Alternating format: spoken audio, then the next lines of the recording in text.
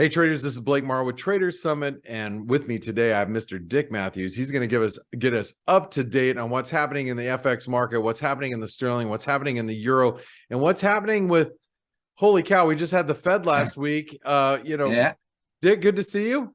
and you, as always, Yeah, always good, great to see you. So, lot of volatility this last week. What do you yeah. make of first and foremost, before we get into today's price action and what's happening right now? What did you make of the Fed last week? I thought actually, as much as expected in a certain way, the initial announcement was pretty dovish, but then Powell came out fighting smaller increments, and I think you're going to get higher.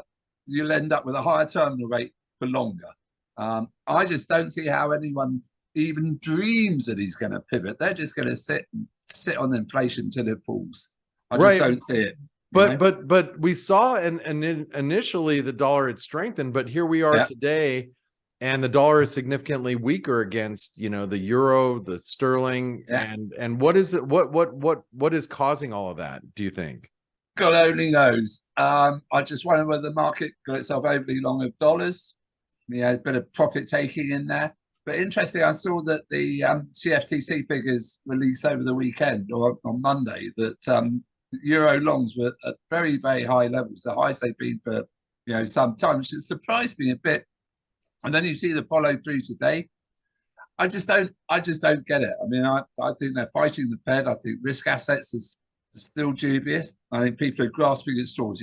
China's going to come out of lockdown. Oh, that's great. We're going to get a deal with Putin and Zelensky. That's great. And to me, it's all BS. Got it. Well, today, what we have is one of the headlines that pushed up the sterling and the euro at the same time.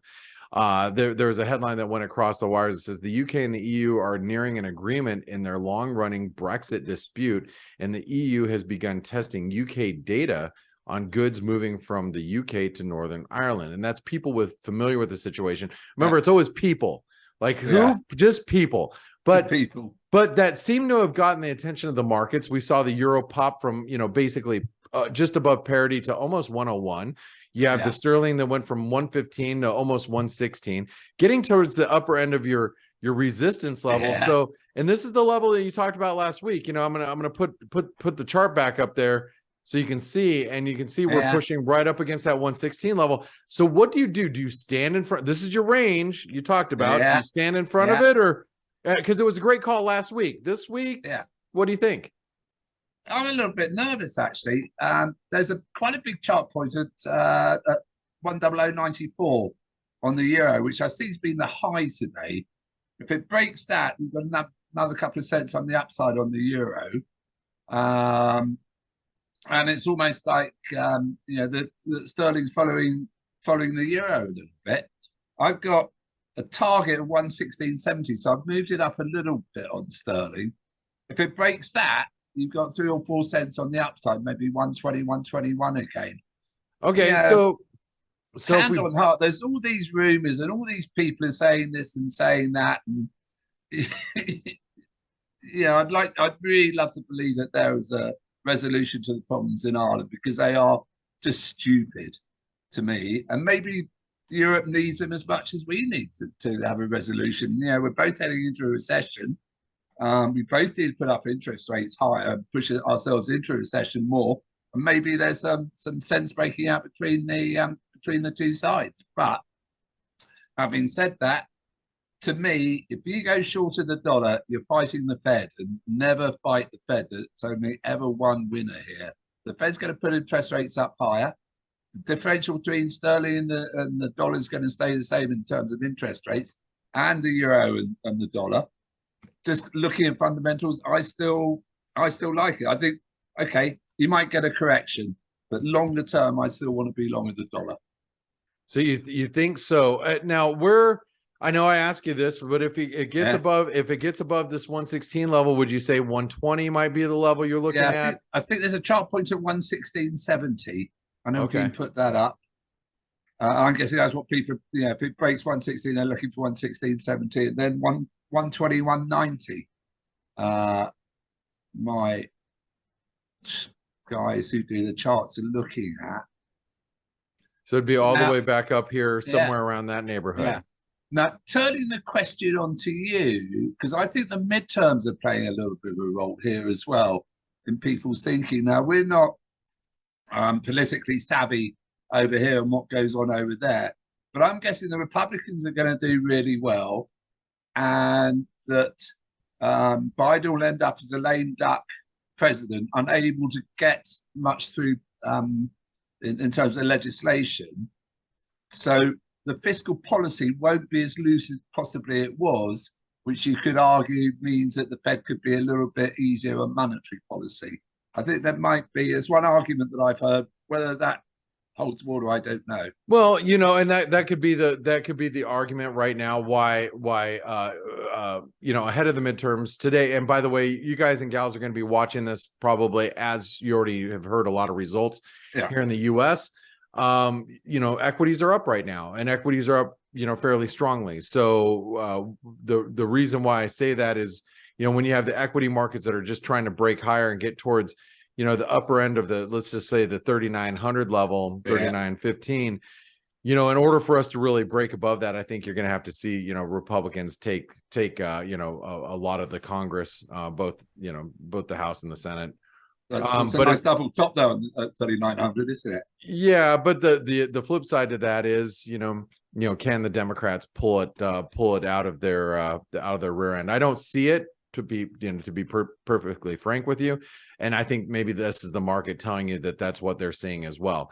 So I think it's going to be an interesting night tonight here in the United States. But again, you guys and gals are watching this after the fact. And I personally I'm going into this with very, very, very, very light positioning from a dollar perspective and from a risk perspective. So how do you think that the dollar would respond if stocks continue to move higher? I mean, do you think you have to be selling dollars and buying other currencies then? Yeah, maybe. I mean, that just short term, it's against my better instincts to go short the dollar. And short term, I'd probably be out of the market, looking for better levels to buy the dollar at. Yeah, you could see a bounce. Political markets are always really difficult, aren't they? Because you never know what these politicians are going to do. And boy, we've had some crazy ones over here. The last real political event I traded through, which was 2016, I think I lost the most amount of money in the shortest period of time in my entire career. During that election, because of the way that the markets were moving and the way polls were moving. So I tend to be very hands off during the election cycles and just tread very carefully personally. Yeah, I think that's right. And I would be very, very nervous of these markets. To me, fundamentally, they feel wrong. To me, looking at it, interest rates in the States are going to go up again. They're going to go up higher than they are in the UK and in Europe. And just on that interest rate differential, I'd still be a buyer of the dollar. All right. And of course, you've got the Donald coming back, who's going to announce that he's running for 2024. Mr. Trump, you should be making that announcement by the end of the week, and make the dollar great again. People will speculate why he is doing what he's doing, but we'll see. Anyway, well, Dick, I want to thank you for spending your time with us today. That's okay. How do people follow your work? You can follow me on LinkedIn. You can follow me on Twitter. But my handle is Dickie Matthews with a 5 instead of an S. And Richard Matthews at PardusFX.com. I'm always available to talk about the markets. All right. Well, Dick, thank you very much for your insights today, and we'll look forward to speaking with you next week. Have a good week. Cheers, Blake. Bye-bye. Bye-bye. Hey traders, Blake Morrow here. Thanks for stopping by our YouTube channel. Don't forget to like, share, and subscribe to our channel. Also click the bell notifications so you do not miss any of our market-related trading analysis from some of the leading industry experts. Thanks for stopping by. We'll see you in the next video.